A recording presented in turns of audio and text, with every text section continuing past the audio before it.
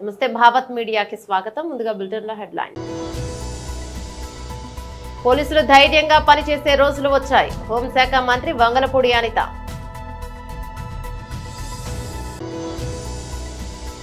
సింగరేణి బొగ్గు గనుల వేలంపై కేంద్రానికి సీఎం రేవంత్ ఎందుకు లేఖ రాయడం లేదని బాల్కసుమన్ ప్రశ్నించారు. గౌరవ ఉప ముఖ్యమంత్రి శ్రీ పవన్ కళ్యాణ్ అటవీ శాఖపై సమీక్ష నిర్వహించారు. ధ్వంసమైన నలంద విశ్వవిద్యాలయానికి పూర్వ వైభవం చాటి చెప్పే విధంగా తీర్చిదిద్దే దిశగా ముందుకు సాగుతాం. పోలీసులలో గత ప్రభుత్వ ఆలోచనలో ఉన్నవారు పక్కకు తప్పుకోవాలని ఆంధ్రప్రదేశ్ హోంమంత్రి వంగలపూడి అనిత సూచించారు. పోలీసులు ప్రజలకు అనుకూలంగా పనిచేయాలనుకున్నారు. ఇంతకు ముందులాగానే ప్రవర్తిస్తామని పోలీసులు వాళ్ళంతటా వాళ్ళే తప్పుకోవాలన్నారు. ప్లీజ్ మీరు పక్కకు తప్పుకుంటే పని చేసేవారు వస్తారు. చంద్రబాబు కోసమో పవన్ కళ్యాణ్ కోసమో ఎన్డీఏ కోసమో పని చేయమని చెప్పడం లేదు. ప్రజల కోసం పని చేయండి అన్నారు.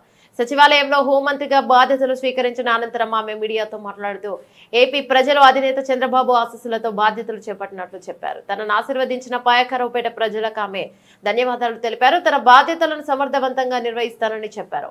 దిశ పోలీస్ స్టేషన్ల పేరును మారుస్తామన్నారు. పోలీస్ సోషల్ మీడియాలో మనోభావాలు దెబ్బతీసేలా వ్యవహరిస్తే కఠిన చర్యలు తీసుకుంటామని హెచ్చరించారు. 100 రోజుల్లో గంజాయి డ్రగ్స్ రవాణా చాలా మేరకు తగ్గిస్తామని ఆమె హామీనిచ్చారు. గత ప్రభుత్వ హయాంలో పెట్టిన అక్రమ కేసులపై విచారణ జరిపిస్తామన్నారు. బాధితులు కేసులు రీఓపెన్ చేయాలని కోరితే తప్పకుండా చేస్తామన్నారు. లాస్ట్ 5 years లో కలెక్టర్ దగ్గరికి వెళ్తా ఉంటే కలెక్టర్ కనిపించేవాడు కాదు, సిపి దగ్గరికి వెళ్తా ఉంటే సిపి కనిపించేవారు కాదు. అంటే వాళ్ళు నేను తప్పు పట్టట్లే, బయట నుంచి వాళ్ళకి వచ్చే ఆర్డర్స్ అలాంటివి. హోమ్ డిపార్ట్మెంట్ని అన్ని డిపార్ట్మెంట్ని ఒక మనిషి గుప్పిట్లో పెట్టుకున్నాడు. అందువల్ల వాళ్ళకి కూడా ఫ్రీ హ్యాండ్ లేదు. నేను లిటరల్లీ డిపార్ట్మెంట్ వాళ్ళని కూడా నేను తప్పు పట్టట్లే. వాళ్ళు కూడా పై అధికారులు ఏం చెప్తారు అది చేయాలి తప్పించి వాళ్ళు ఇండివిజువల్గా చేసే పరిస్థితి లాస్ట్ 5 yearsలో లేదు. ఎంత దారుణం అంటే నేమ్ బోర్డు అనేది వాళ్ళకి ఇచ్చే ప్రైడ్. మీరు పెట్టుకోగలరా నేమ్ బోర్డు? నేను పెట్టుకోగలనా నేమ్ బోర్డు గుండ్ల మీద? అది ఓన్లీ పోలీస్ డిపార్ట్మెంట్కి ఒకరికే సాధ్యం. ఐపీఎస్ఓ లేకపోతే ఏఎస్పీఓ డిఎస్పీఓ ఏసీపీఓ డీసీపీఓ whatever it may be ఆ భుజాల గుండ్ల మీద నేమ్ బోర్డు పెట్టుకుని ధైర్యంగా పనిచేసే రోజు పోలీసులకి రావాలని కోరుకుంటున్నాను. ఇప్పుడు వచ్చిందని కూడా నేను భావిస్తున్నాను. Last 5 years without name plate, ఎవరు పోలీసో తెలియదు, ఎవరు బయట నుంచి వచ్చి డ్రెస్ వేసుకుని తిరుగుతున్నాడో తెలియదు. సో అటువంటి సిచ్యువేషన్స్ అయితే ఇంక జరుగుతాయి. 100 days యాక్షన్ ప్లాన్ ఇప్పుడే డీసీ గారు నాకు తీసుకొచ్చి ఇచ్చారు. ఒకసారి దీని మీద నేను కూడా చదివి ఒకసారి ఇంకా ఏదైనా మాట్లాడాలనుకుంటే కనుక నేను పై ఆఫీషియల్స్తోని అదేవిధంగా దీనికి రిలేటెడ్గా డ్రగ్స్ రిలేటెడ్గా ఉన్న శాఖలు చాలా ఉన్నాయి. ఇప్పుడు ఫర్ ఎగ్జాంపుల్ డీఅడిక్షన్ సెంటర్స్ ఉంటాయి, డిపార్ట్మెంట్ ఆఫ్ హెల్త్ అదేవిధంగా మనకి ఫారెస్ట్ డిపార్ట్మెంట్తో మాట్లాడాలి, ఎక్సైజ్ డిపార్ట్మెంట్ వాళ్ళతో మాట్లాడాలి. ఇలాంటి అన్ని డిపార్ట్మెంట్స్తోని కూడా ఒకసారి మాట్లాడి కూలంకషంగా ఉండి ఒకటైతే క్లియర్, ఈ 100 days ప్లాన్లో కంపల్సరీగా గంజాయి డ్రగ్స్ రవాణా అన్నది మ్యాక్సిమం తగ్గిస్తాం. దాని మీద మేమందరం కూడా వర్కౌట్ చేస్తాం. లాస్ట్ గవర్నమెంట్లో చంద్రబాబు గారి మీద తర్వాత చాలా మంది టీడీపీ లీడర్ల మీద కేసులు పెట్టారు. సిఐడికి అంటే సిట్ అంటే ఇప్పుడు వాటి మీద మళ్ళీ మీరు రివ్యూ చేస్తారు, వాటి మీద కేసులు ఎత్తేస్తారా? ఎందుకు కేసులు ఎత్తాలి? దేనికి కేసులు ఎత్తాలి? ఈరోజు తెలుగుదేశం పార్టీ ఆఫీస్ మీద దాడి జరిగింది. ఈరోజు ఆ దాడి జరిగిన ఇష్యూ గురించి ఎంతవరకు వచ్చింది ఏంటన్నది మేము కూడా తెలుసుకోవాలి. చాలామంది చంద్రయాన్ ఫేక్ కోర్స్ చంపారు, ఇంకా చాలామంది విషయాలు చాలా అన్యాయాలు జరిగినాయి. అలాగని తెలుగుదేశం పార్టీ వాళ్ళ మీద కాదండి, మామూలు నార్మల్ పబ్లిక్ మీద కూడా అక్రమంగా కేసులు బనాయించిన వాళ్ళు చాలామంది ఉన్నారు, బాధితులు చాలామంది ఉన్నారు. అవే కాకుండా ఎవరైతే వాళ్ళ తాలూకు అవినీతికి బలైపోయారో, వాళ్ళ తాలూకు అక్రమాలకి బలైపోయారో వాళ్ళు కనుక వచ్చి మా కేసు రీఓపెన్ చేయండి, మా కేసు మళ్ళీ చెప్పండి అంటే కనుక డెఫినెట్గా మేము ఆ కేసు రీఓపెన్ చేస్తాము. మళ్ళీ రీఎంక్వైరీ చేసి వాళ్ళకి బాధితులు ఎవరైతే ఉన్నారో వాళ్ళకి న్యాయం చేసేటట్టు చేస్తాము. సింగరేణి బొగ్గు గనుల వేలంపై కేంద్రానికి సీఎం రేవంత్ ఎందుకు లేఖ రాయడం లేదని బాల్కసుమన్ ప్రశ్నించారు. మొన్న కేంద్ర మంత్రి కిషన్ రెడ్డి గారు మాట్లాడుతూ తెలంగాణలోని కొన్ని మైన్స్ని గనుల్ని వేలం వేయాలి, దానికి సంబంధించి రాష్ట్ర ప్రభుత్వం తొందర నిర్ణయం తీసుకోవాలని చెప్పి వారు లేఖ రాసినట్టుగా తెలుస్తున్నది.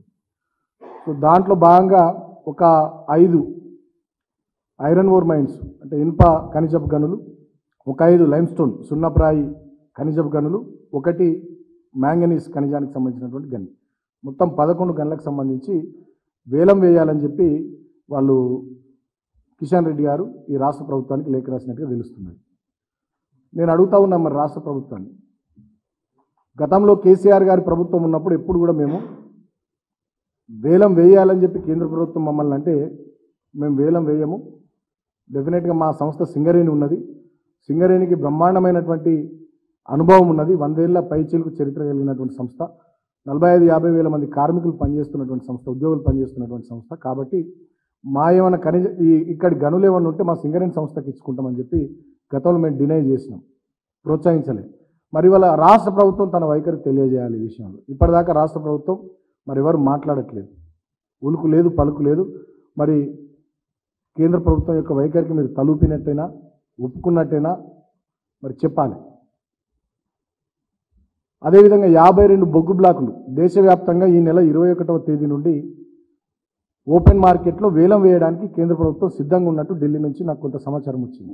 52 బొగ్గు బ్లాకులు, దాంట్లో సింగరేణి సంస్థకు సంబంధించిన బొగ్గు బ్లాకులు కూడా ఉన్నట్టు తెలుస్తూ ఉన్నాయి. గతంలో మా ప్రభుత్వము మేము అధికారంలో ఉన్నప్పుడు మా అప్పటి ముఖ్యమంత్రి కేసీఆర్ గారు స్వయంగా ప్రధానమంత్రి గారికి లేఖ రాసిండ్రు. మా అప్పటి పారిశ్రామిక శాఖ మంత్రి కేటీఆర్ గారు, ఆనాడు బొగ్గు గనుల శాఖ మంత్రి ఉన్న ప్రహ్లాద్ జోషి గారికి లేఖ రాసిండ్రు.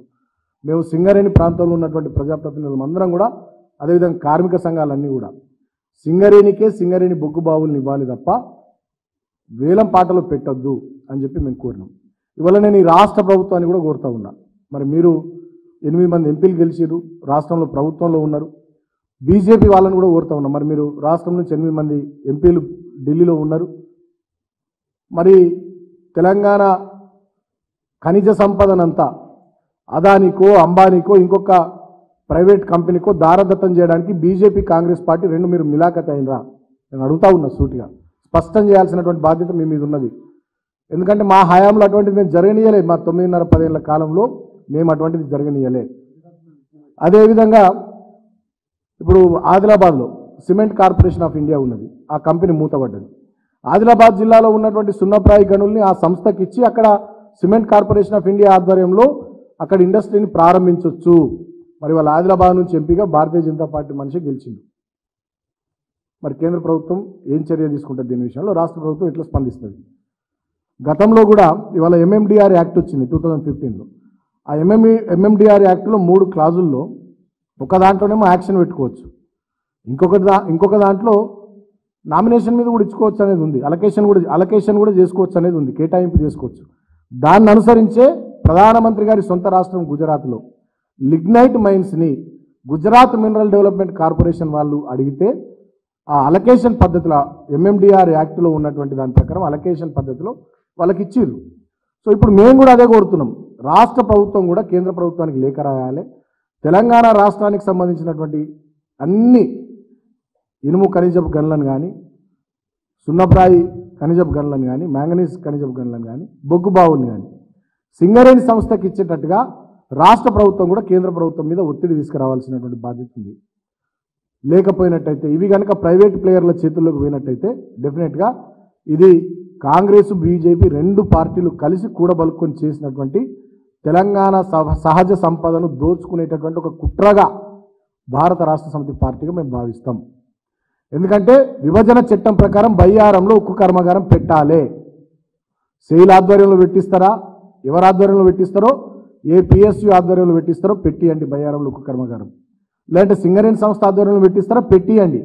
పెట్టించి ఆ ప్రాంతంలో ఉండేటటువంటి ఉమ్మడి ఖమ్మం కానీ, ఉమ్మడి వరంగల్ జిల్లాకు సంబంధించినటువంటి ఇనుప ఖనిజపు గనుల్ని ఆ ప్రాంతంలో వచ్చేటటువంటి బయ్యారం ఏరియాలో వచ్చేటటువంటి స్టీల్ ప్లాంటు మరి సింగరేణికి ఇస్తారా, మీరు సెయిల్కి ఇస్తారా, ఎవరికి ఇస్తారో వాళ్ళకే ఆ ఖనిజపు గనుల్ని కేటాయించేటట్టుగా రాష్ట్ర ప్రభుత్వం చొరవ తీసుకోవాలి. సో ఇట్లా చేయకుండా ఇవి ప్రైవేట్ రంగానికి సంబంధించినటువంటి వాళ్ళకి దారదత్తం చేస్తాం అనుకుంటే డెఫినెట్గా ఇది పెద్ద కుట్ర. ఆ కుట్రలో భాగంగానే తెలంగాణ మీద భారతీయ జనతా పార్టీ, కాంగ్రెస్ పార్టీ ఎక్కడ లేని ప్రేమ ఒలకబోసి ఇక్కడ రాష్ట్రంలో అక్కడ కేంద్రంలో అధికారంలోకి వచ్చి ఇవాళ తెలంగాణ సహజ సంపదను దోచుకొని పోతున్నారనేది తెలంగాణ ప్రజలకు స్పష్టంగా అర్థమవుతుంది. మీ వైఖరిగా రాబోయే రోజుల్లో దీని ద్వారా బహిర్గతమవుతుంది. ఇప్పటికైనా నేను ఈ ప్రభుత్వాన్ని డిమాండ్ చేస్తూ ఉన్నా. ఈ ప్రభుత్వం వచ్చి 6 నెలలు దాటిపోయింది, 7 నెలలు నడుస్తున్నది. సింగరేణి బొగ్గు బావుల్ని సింగరేణి సంస్థకి ఇవ్వాలని చెప్పి ఒక్క లేఖ కూడా ఇప్పటివరకు ముఖ్యమంత్రి రాయలే ప్రధానమంత్రికి.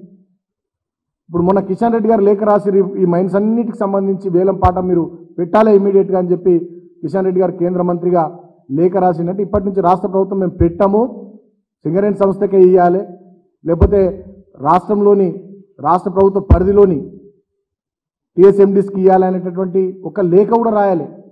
ముఖ్యమంత్రి గారు రాయాలి, సంబంధిత మంత్రి ఇండస్ట్రీస్ మినిస్టరు ఎవరు కూడా స్పందించాలి. అంటే మరి ఏదైనా బీజేపీ కాంగ్రెస్ కూడా బలుకొని తెలంగాణ సహజ సంపదను తెలంగాణ సహజ వనరుల్ని దోచుకోవాలని కుట్ర ఏమైనా చేస్తున్నాయా? దీన్ని తెలంగాణ సమాజం గమనించాలని కోరుతా ఉన్నాం. గౌరవ ఉప ముఖ్యమంత్రి శ్రీ పవన్ కళ్యాణ్ అటవీ శాఖపై సమీక్ష నిర్వహించారు.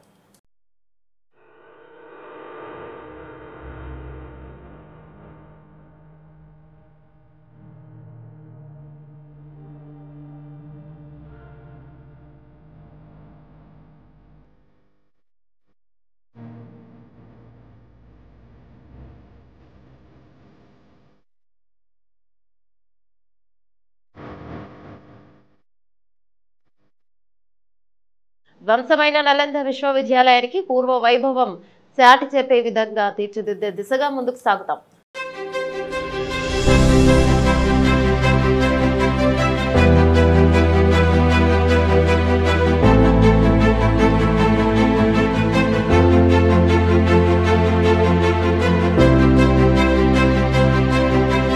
नालंदा ये केवल नाम नहीं है, नालंदा एक पहचान है, एक सम्मान है।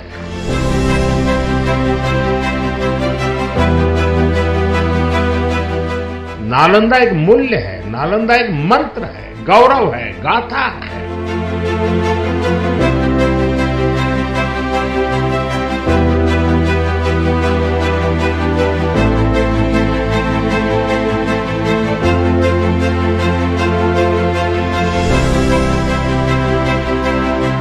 नालंदा है उद्घोष इस सत्य का कि आग की लपटों में पुस्तकें भले जल जाएं, लेकिन आग की लपटें ज्ञान को नहीं मिटा सकती। नालंदा के ध्वंस ने भारत को अंधकार से भर दिया था। अब इसकी पुनर्स्थापना भारत के स्वर्णिम युग की शुरुआत करने जा रहा है।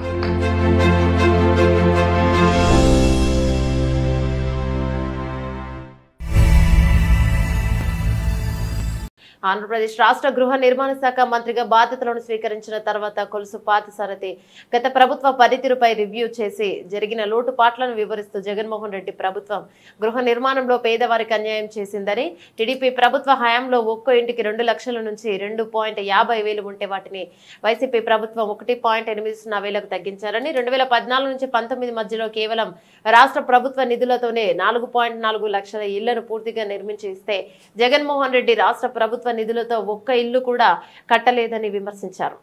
కూటమి నాయకులైన చంద్రబాబు నాయుడు గారు, పవన్ కళ్యాణ్ గారు, మోడీ గారి మీద అనేక ఆకాంక్షలతో, ఎన్నో ఆశలతో చరిత్రలో లేని విధంగా అఖండ విజయం చేకూర్చిన ప్రజలకి, కూటమి కార్యకర్తలకి రుణపడి ఉంటానని తెలియజేస్తూ వారి సమస్యల పరిష్కారానికి చంద్రబాబు నాయుడు గారి నాయకత్వాన్ని బలపరచడానికి నేను కృషి చేస్తా అని చెప్పేసి కూడా తెలియజేస్తా ఉన్నాను.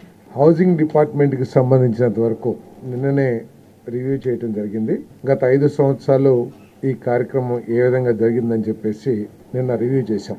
అంటే 2014-2019 మధ్యలో 2,50,000 యూనిట్ కాస్ట్ గా ఉన్న గృహం యూనిట్ కాస్ట్ గా ఉంటే, ఈ ప్రభుత్వం వచ్చిన తర్వాత, వైసీపీ ప్రభుత్వం వచ్చిన తర్వాత ఆ యూనిట్ కాస్ట్ ని మొత్తం 1.8 lakhs కి తగ్గించేసింది. తగ్గించడమే కాకుండా రూరల్ కొన్ని అర్బన్ డెవలప్మెంట్ ఏరియాలో అయితే రాష్ట్ర ప్రభుత్వం ఒక్క పైసా కూడా బెనిఫిషరీకి ఇవ్వాల. మున్సిపల్ పరిధిలో మాత్రం 30,000 మాత్రం ఇచ్చారు.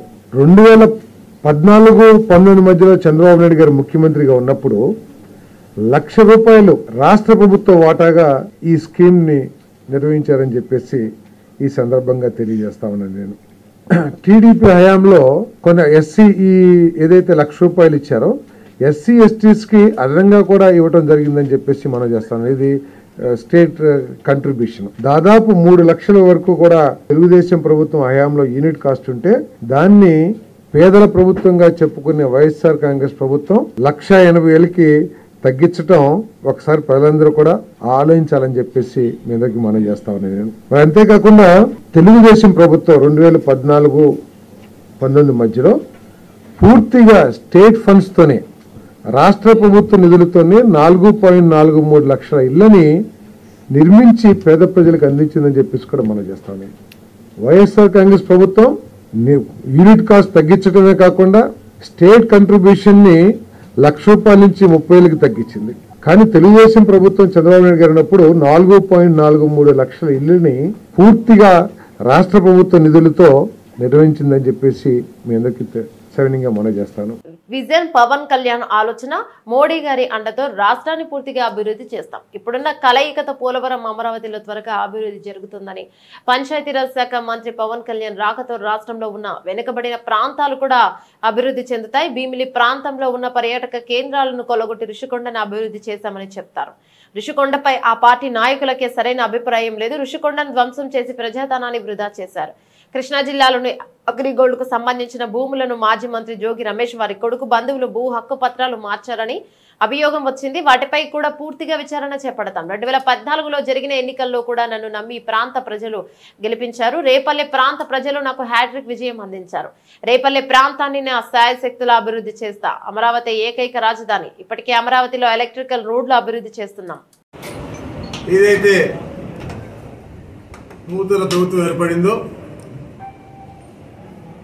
చంద్రబాబు నాయుడు గారి యొక్క విజను, పవన్ కళ్యాణ్ గారి యొక్క ఆలోచన, అలాగే మోడీ గారి అండ, తప్పకుండా ఈ కలయికతో ఈ రాష్ట్రం ఏదైతే గతంలో చంద్రబాబు నాయుడు గారు కోరుకున్నారో భారతదేశంలో అగ్రస్థానానికి వెళ్ళాలి అని చెప్పేసి ఒక లక్ష్యంతో 14-19 పనిచేశారో, తప్పకుండా ఆ లక్ష్యాన్ని మళ్ళా 24లో మొదలుపెట్టి అతి త్వరగా దాన్ని చేరుకుంటారని చెప్పేసి నమ్మకం కూడా ఉంది. ఎందుకంటే ఒక మంచి కలయిక ఏదైతే గత 5 సంవత్సరాలు జగన్మోహన్ రెడ్డి పరిపాలనలో ఈ రాష్ట్రం 30 సంవత్సరాలకు వెళ్ళిపోయిందో, అభివృద్ధి నోచుకోలేదు.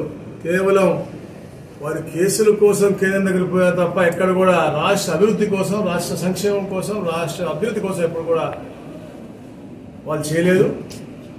కానీ ఇప్పుడున్నటువంటి ఈ కలయిక చంద్రబాబు నాయుడు గారు కానీ పవన్ కళ్యాణ్ గారు కానీ రాష్ట్రం బాగుండాలి, రాష్ట్ర ప్రజలు బాగుండాలి, సుభిక్షంగా ఉండాలి లక్ష్యంతోనే పరిపాలన చేయాలని ముందుకెళ్తా ఉన్నారు. కాబట్టి మోడీ గారి యొక్క అండతో కేంద్ర ప్రభుత్వం అండ ఉంటే తప్పకుండా పెద్ద ఎత్తున మనకి అమరావతి కానీ పోలవరం కానీ మీరు చూశారు. ప్రతి సోమవారాన్ని ఎలాగైతే పోలవరం చేసుకున్నారో, నిన్న చంద్రబాబు నాయుడు గారు వెళ్లి అక్కడ ఉన్నటువంటి లోటుపాట్లన్నీ కూడా చూసి వెంటనే కేంద్రానికి నివేదిక అందించి సత్వరంగా అది పూర్తి చేసే విధంగా అలాగే అమరావతి. ఎందుకంటే ఈ యొక్క ప్రభుత్వం ప్రోయాక్టివ్ ప్రభుత్వం. 2019లో వచ్చినటువంటి జగన్మోహన్ రెడ్డి ప్రభుత్వం విధ్వంసం కోరుకుని ప్రజా వేదిక కూల్చడంతో పాటు మొదలుపెట్టినటువంటి పరిస్థితి మనం చూసాం. కానీ ఈ యొక్క ప్రోయాక్టివ్ గవర్నమెంట్ ఏదైతే కూటమి ఉందో రాగానే అమరావతిలో రైతులందరూ హర్షించే విధంగా, ఎందుకంటే రాష్ట్రానికి ఒకే రాజధాని ఉండాలి, అది అమరావతి అయి ఉండాలని చెప్పే లక్ష్యంతో రోడ్లు పనులు కానీ, కరెంటు పనులు కానీ, అలాగే క్వార్టర్స్ ఉన్నాయి, జడ్జెస్ క్వార్టర్స్ కానీ, లేకపోతే ఎమ్మెల్యే క్వార్టర్స్ కానీ, అలాగే అన్ని వర్క్స్ కూడా స్టార్ట్ చేయడం జరిగింది. తప్పకుండా కేంద్ర ప్రభుత్వం యొక్క సహకారంతో అవన్నీ కూడా సత్వరంగా పూర్తి చేస్తాం. అలాగే పంచాయతీరాజ్ రూరల్ డెవలప్మెంట్ గా బాధ్యత తీసుకున్నటువంటి పవన్ కళ్యాణ్ గారి యొక్క మంచి ఆలోచనతో గ్రామాలు బాగుపడితేనే రాష్ట్రం బాగుపడుతుందని నమ్ముతారు. కాబట్టి తప్పకుండా మన లాంటి వెనకబడిన ప్రాంతాల్లో కూడా పూర్తి అభివృద్ధి అనేది మనం వారి యొక్క ఆశీస్సులు తప్పకుండా చూపిద్దామని చెప్పేసి కూడా మీ ద్వారా తెలియజేస్తాం. రిషికొండ గురించి అడిగారు. భీమిలిలో అద్భుతమైనటువంటి టూరిజం స్పాట్ గా ఉన్న ప్రాంతాలన్నింటి కూడా కుళ్ళగొట్టి ఒక సైకో పరిపాలనలో, ఎందుకంటే మనం చూసాం ఆ జగన్మోహన్ రెడ్డికి విలాసమైనటువంటి భవనాలు అనేది పిచ్చి. బెంగళూరులో 100 గదులు ఉన్నటువంటి 90 పైచిలకు బెడ్రూమ్ లో ఉన్నటువంటి విలాసమైనటువంటి కోట, హైదరాబాద్ లోటస్ పాండ్, ఇట్లా ఒక సైకోతత్వం ఉంది, నియంతకు ఉండేటువంటి సైకోతత్వం ఉంది. కాబట్టి ఆ కొండని కూడా కొల్లగొట్టి విలాసమైన భవనాన్ని కట్టించి అది ప్రజాధనం దుర్వినియోగం అయ్యే విధంగా కట్టుకుని ఈరోజు మళ్ళీ మాట మార్చి వాళ్ళు ఏదో ప్రభుత్వ బ్లాక్ అనేది దానికి అవసరమైన తీరు బట్టి పర్టికులర్ డిపార్ట్మెంట్ కానీ పర్టికులర్ ఇష్యూ బేస్ మీద సెక్రటరియట్ కట్టాలన్నా లేకపోతే ఇంకోటి కట్టాలన్నా అన్నా వాళ్ళ మంత్రులే కరెక్ట్గా చెప్పట్లేదు. ఒకలేమో ప్రభుత్వ భవనం ఉన్నారు, ఒకలేమో రాష్ట్రపతి వస్తే వాడుకోవచ్చు, గవర్నర్ వస్తే వాడుకోవచ్చు అని చెప్పి వివిధ రకాలుగా చెప్తా ఉన్నారు. తప్పకుండా దానిపైన ఇలాంటి చర్య తీసుకుంటే పేదలకు మంచి జరుగుతుంది. తప్పకుండా అది కూడా తీసుకుంటాం. ఏదైతే జగన్మోహన్ రెడ్డి యొక్క ప్రజాధన దుర్వినియోగాన్ని అరికట్టి ప్రజలకి మంచి జరిగే విధంగా దాన్ని కూడా మేము చేస్తాం. అలాగే ఏదైతే ఈరోజు పేపర్లో వచ్చినటువంటి మీ అగ్రిగోల్డ్ స్కామ్ గురించి తమను అడిగారో అది కూడా తప్పకుండా ఈరోజే మీటింగ్లో ఎంక్వైరీ చేసి, ఎందుకంటే అగ్రిగోల్డ్ చెందిన స్థలం కృష్ణా జిల్లాలో మాజీ మంత్రి జోగి రమేష్ గారి కుటుంబం, మరి పుత్రుడు, అలాగే వారి యొక్క బంధువులు కాజేసి దాని యొక్క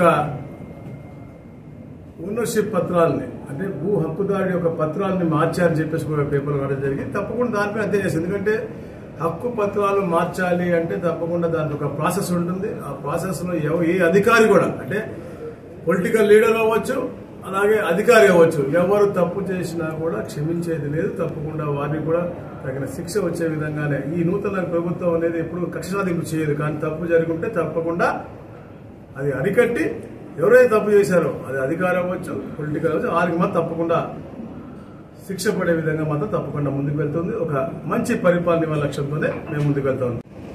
గౌరవ ముఖ్యమంత్రి గారు శ్రీ నారా చంద్రబాబు నాయుడు గారు ఎంతో నమ్మకంతో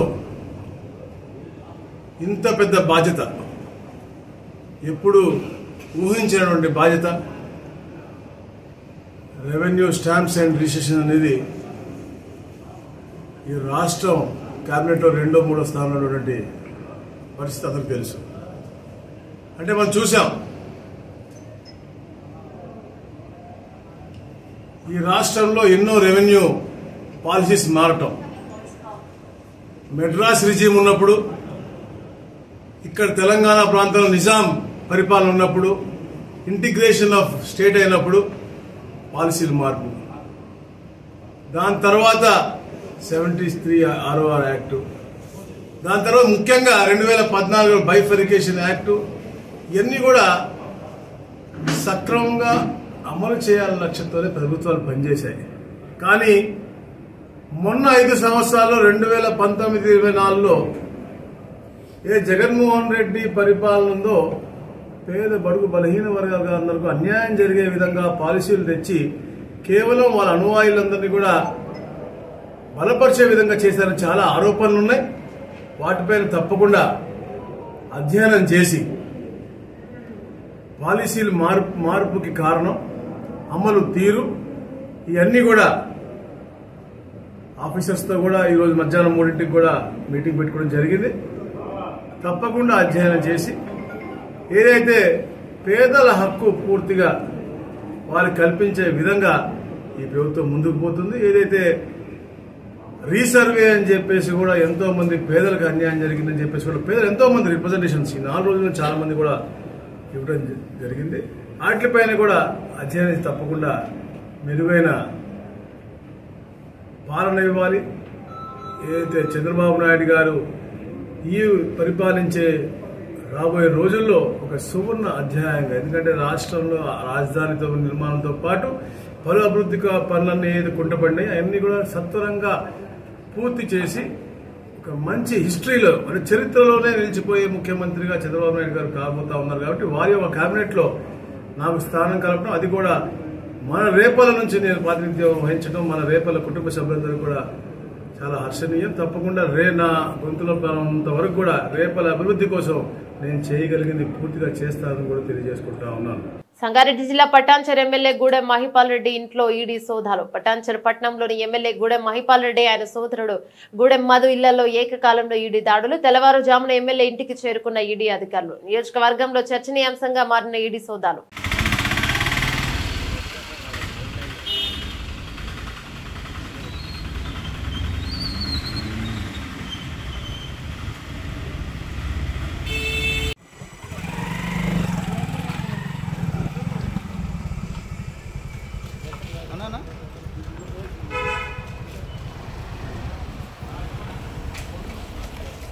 ఇవి బులెటిన్లోని అప్డేట్స్.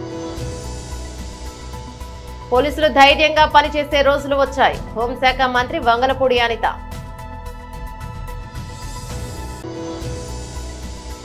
సింగరేణి బొగ్గు గనుల వేలంపై కేంద్రానికి సీఎం రేవంత్ ఎందుకు లేఖ రాయడం లేదని బాల్కసుమన్ ప్రశ్నించారు. గౌరవ ఉప ముఖ్యమంత్రి శ్రీ పవన్ కళ్యాణ్ అటవీ శాఖపై సమీక్ష నిర్వహించారు. ధ్వంసమైన నలంద విశ్వవిద్యాలయానికి పూర్వ వైభవం చాటి చెప్పే విధంగా తీర్చిదిద్దే దిశగా ముందుకు సాగుతాం. మరో బులెటిన్లో మళ్ళీ కలుసుకుందాం. అంతవరకు సెలవు. నమస్తే.